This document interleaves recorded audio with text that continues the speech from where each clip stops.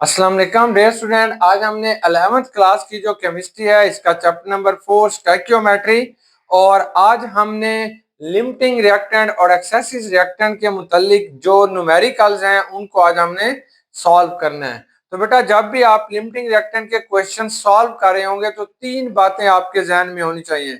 सबसे पहले जो भी गिवन अमाउंट होगी रिएक्टेंट्स की, सिर्फ रिएक्टेंट्स की गिवन अमाउंट दी जाती है। जो भी बेटा आपके पास गिवन अमाउंट्स होगी तो उसको आपने कन्वर्ट कर देना है इनटू नंबर ऑफ मोल्स। पहला step, calculate number of moles of reactant. Reactant की जो भी अमाउंट आपको दी जा रही है उसके आपने नंबर ऑफ मोल्स बना लेने हैं।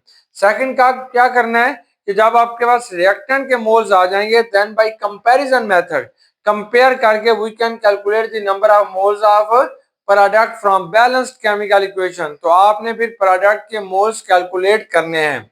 तीसरी सबसे इंपॉर्टेंट बात यह है कि आइडेंटिफाई द रिएक्टेंट। अब उन रिएक्टेंट को देखिए which gives least amount of product, जो कि प्रोडक्ट की कम अमाउंट दे रहे हैं, आपने उनको आइडेंटिफाई करने हैं।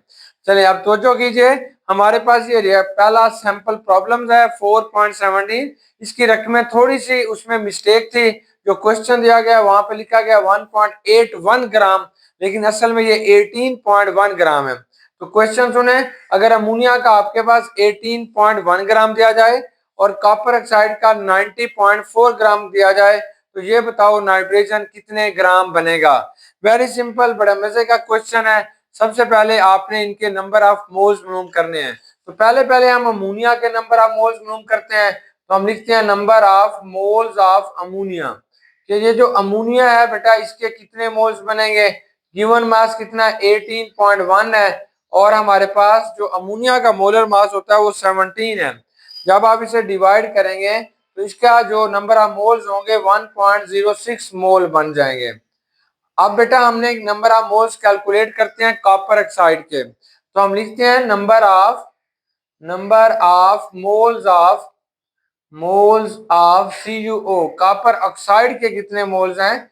तो नंबर ऑफ मोल्स कैलकुलेट करने का जो फार्मूला होता है वो यही है, गिवन मैस, जो भी गिवन मैस होगा divided by it's molar mass. तो इसका मोलर मास हमें दिया गया है जो कि हमारे पास 79.5 बनता है।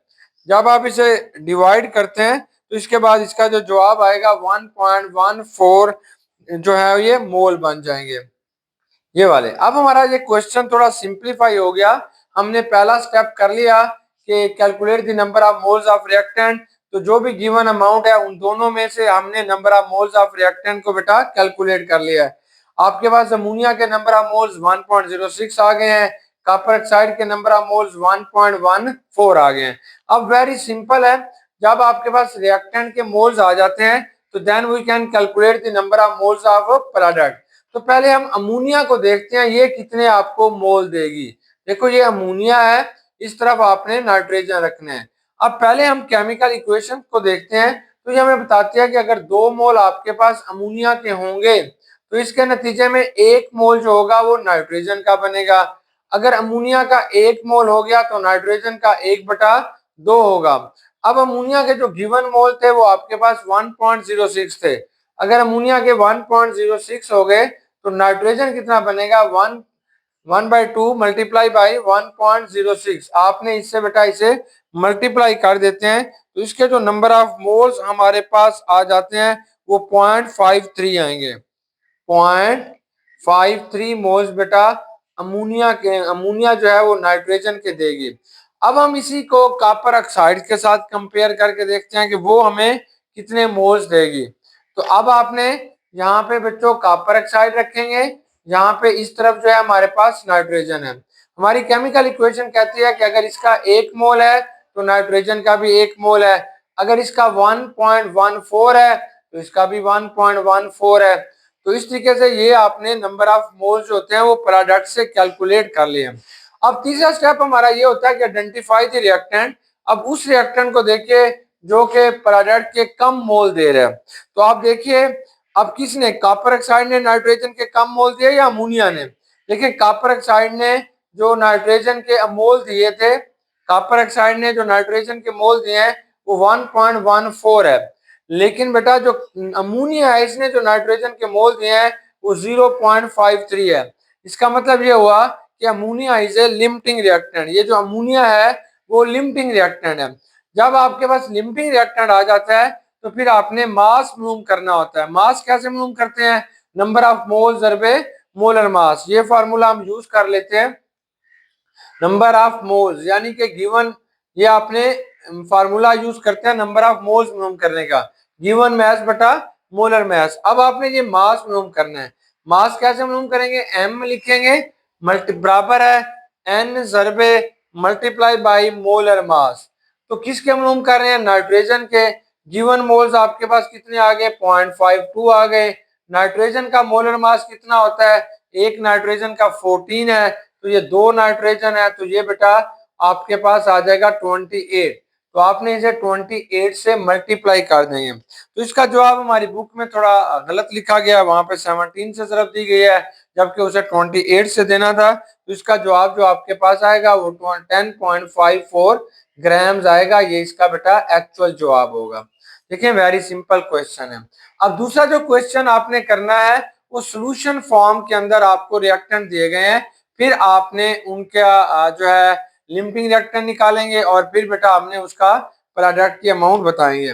अब देखिए हमारे पास दो रिएक्टेंट है, एक है सोडियम सल्फेट और एक है बेटा लेड नाइट्रेट। जब ये दोनों आपस में रिएक्ट करेंगे तो इसके नतीजे में लेड सल्फेट बनेगा और सोडियम नाइट्रेट बनेगा। अब ये हमें सोल्यूशन फॉर्म के अंदर दे रहा है। ये हमें बता रहा है कि सोडियम सल्फेट जो होता है इसके 0.05 मोल्स जो होते हैं वो पानी में आपने अगर 1.25 लीटर में हल किए हुए हैं। इसके जो नंबर ऑफ मोल्स हैं वो हम यहाँ से कैलकुलेट करेंगे। इसने आपको बताया कि 0.05 मोल्स जो हैं सोडियम सल्फेट के वो 1.25 डेसीमीटर क्यूब में लीटर में हल किए गए हैं। सिमिलरली जो लेड नाइट्रेट है इसके 0.025 मोल्स होते हैं वो 2 लीटर पानी के अंदर जो है डिसॉल्व किए गए हैं। अब आपने इनके नंबर ऑफ मोल्स मालूम करने हैं। कैसे मालूम करेंगे? तो हमारा फार्मूला होता है नंबर ऑफ मोल्स बराबर है कंसंट्रेशन यानी C मल्टीप्लाई बाई वॉल्यूम। तो इनके जो नंबर ऑफ मोल्स आपको दिए जा रहे हैं वो बेटा 0.05 है मल्टीप्लाई बाई 1.25। पहले आपने सोडियम सल्फेट के नंबर ऑफ मोल्स मालूम करते हैं। जब आप इसे मल्टीप्लाई कर देते हैं तो ये बेटा हमारे पास जो जवाब आएगा वो आ जाता है 0.0625 मोल बन जाएंगे ये वाले। देखिए अब आपने मालूम करने हैं बेटा लेड नाइट्रेट के कितने मोल बनेंगे। तो number of moles of lead nitrate, तो आप बताओगे कि ये जो लेड नाइट्रेट है इसके आपके पास कितने मोल्स बनेंगे। वो C ज़रबे वॉल्यूम रखेंगे। यहाँ पे कंसंट्रेशन इसने बताई है कि ये 0.025 है। आपने इसे मल्टीप्लाई कर देना है बेटा 2 से, तो इसके जो नंबर ऑफ मोल्स आपके पास आ रहे हैं वो 0.05 आ रहे हैं। ये 0.05 है, ये 0.25 है। अब हमने कंपैरिजन से देखना है कि किसने जो है वो लेड सल्फेट के नंबर ऑफ मोल्स कम दिए हैं, तो वो हमारा लिमिटिंग रिएक्टेंट होगा। चले पहले आप इस तरफ सोडियम सल्फेट को रखें और इसके दूसरी तरफ बेटा लेड सल्फेट को रखें। तो आप देख रहे हैं कि सोडियम सल्फेट जो थे इसके जो आपके पास नंबर ऑफ मोल्स हैं, केमिकल इक्वेशन कहती है अगर इसका 1 मोल है तो आपके पास लेड सल्फेट का भी 1 मोल बनेगा। अगर बेटा इसके मोल्स देखिए 0.0625 है तो लेड सल्फेट के भी बेटा 0.0625 हो जाएंगे। अब आपने इसे लेड नाइट्रेट के साथ कंपेयर करके देखते हैं। तो ये लेड नाइट्रेट है और इस तरफ जो आपके पास आएगा वो लेड सल्फेट है। तो पहले आप केमिकल इक्वेशंस को देखते हैं। तो इसका अगर 1 मोल है तो इसका भी बेटा 1 मोल बनेगा। अब इसके मोल्स देखिए 0.05 मोल है तो उसके भी 0.05 मोल्स बनेंगे। अब आप देख के बताएं इनमें से लिमिटिंग रिएक्टेंट कौन सा है, मतलब वो कौन सा रिएक्टेंट है जिसने लेड सल्फेट के बेटा कम मोल दिए हैं। देखें ये जो सोडियम सल्फेट है इसने लेड सल्फेट के 0.0625 मोल दिए हैं। ये बेटा जो लेड नाइट्रेट है इसने लेड सल्फेट के 0.05 मोल दिए हैं। तो 0.05 जो है ये कम मिकदार है।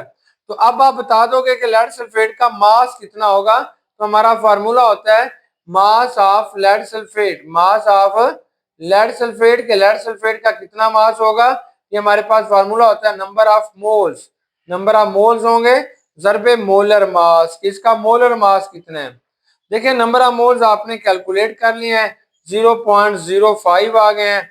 मोलर मास जो लेड सल्फेट का हमारे पास है बेटा वो 303.3 होगा। जब इससे आप मल्टीप्लाई करते हैं तो ये 15.2 ग्राम आपके पास इसका जवाब हो जाएगा। तो इसका मतलब यह है कि ये जो लेड सल्फेट है वो इस केमिकल रिएक्शन में 15.2 ग्राम जो है वो बनेगा। अब हम डिफाइन करना चाहते हैं कि एक्सेसिव रिएक्टेंट क्या होते हैं।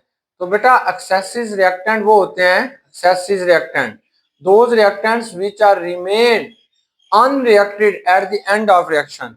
यानी किसी भी केमिकल रिएक्शन में जिन रिएक्टेंट्स की कुछ ना कुछ मिकदार बच जाती है, ऐसे रिएक्टेंट बेटा जो आमतौर पर कुछ मिकदार उनकी बच जाएगी at the end of reaction, such reactants are called excessive reactant. तो आपने इनको एक्सेसिव रिएक्टेंट का नाम देते हैं।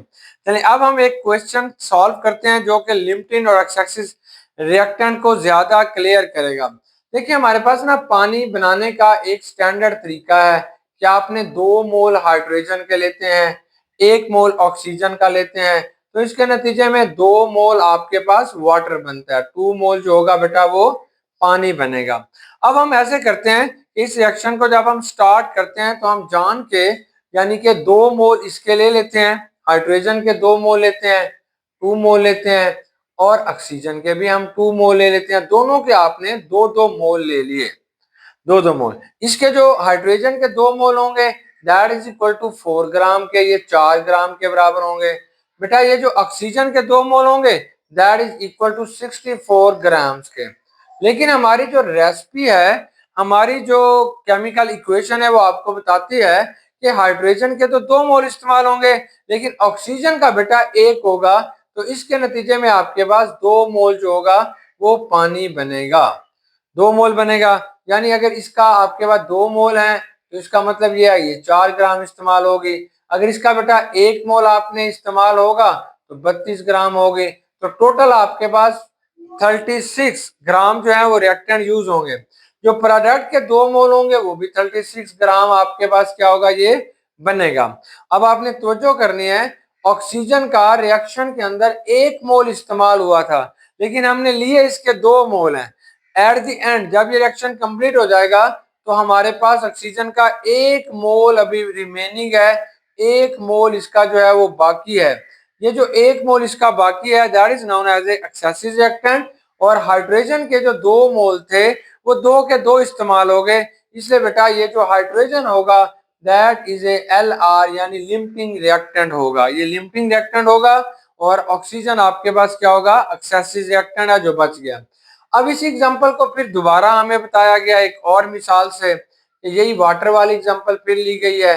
तो अब बेटा उन्होंने क्या किया है, उन्होंने कहा कि ऐसे करें कि आप हाइड्रोजन का 1 मोल ले लें और ऑक्सीजन का आपने जो है वो भी 1 मोल ले लें। ऑक्सीजन का भी 1 मोल लेना है और हाइड्रोजन का भी 1 मोल होना है। तो आप जानते हैं कि ये इक्वेशन आपको बताती है कि हाइड्रोजन की जो मिकदार होगी वो हमेशा ऑक्सीजन से डबल यूज होगी। अब देखिए आप इसको यूं मिलाएंगे कि ये हाइड्रोजन है, इक्वेशन बता रही है ये है, अगर इसके 2 मोल इस्तेमाल होते हैं तो ऑक्सीजन का 1 होगा, अगर इसका 1 होगा तो ऑक्सीजन का बेटा हाफ मोल इस्तेमाल होगा, हाफ मोल यानी आधा मोल इस्तेमाल होगा। यहाँ पे भी यही बात की गई है कि ये जो हाइड्रोजन है इसका 1 मोल यूज हो जाएगा फॉर्मेशन ऑफ वाटर में, लेकिन ऑक्सीजन का बच्चों आधा मोल इस्तेमाल होगा, इसलिए ऑक्सीजन का आधा मोल इस्तेमाल हो जाएगा और हाफ मोल इसका रिमेनिंग है यानी बच गया है। इसलिए आप कहते हैं ये जो ऑक्सीजन है that is a limiting reactant और oxygen is a excessive reactant but hydrogen is a limiting reactant. ये हाइड्रोजन लिमिटिंग रिएक्टेंट होगा और ऑक्सीजन आपके पास क्या होगा एक्सेसिव रिएक्टेंट होगा। अब इसका एक क्वेश्चन जो है वो इंशाल्लाह हम नेक्स्ट लेक्चर के अंदर कवर करेंगे।